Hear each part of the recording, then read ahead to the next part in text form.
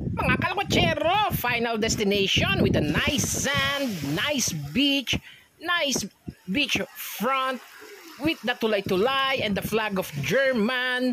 Ayan mga kalkotsero, napakaganda rito. Yan ang kanilang beach front. Alam nyo ba kung saan tong napakagandang lugar na to? Dito lang yan sa Marabot, Samar. At ang nag-accommodate sa amin ay eto, ang Torbeles Beach Resort. Napakaganda rito sa resort na to. Meron ngayong may air-conditioned room, magagandang cottages, at isa pa, napakalawak ng kanilang parking area.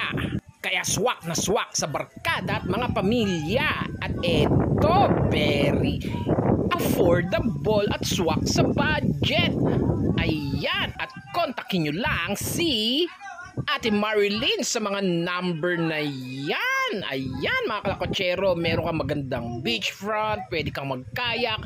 At alam nyo ba, magbaong kayo ng pang snorkeling. Napakaganda mag snorkeling rito. Maraming corals at maraming fishes. Ayan. At napaka-clear talaga ng tubig. Huwag mo lang iinumin at napaka-alat niyan mga kalakotsero. Ayan ang kanilang beach front. Napakaganda. O, diba? At meron din sila mga kayak-kayak dito. Kaya Norby, ito si Norby. Ayan, langoy na. At itong dagat dito, friendly kahit sa mga kids dahil hindi malalim kagad. O, ayan. So, dito nga, napakaraming tao. Kaya ngayon, papauwiin ko sila dahil akin lang tong resort na to ngayon.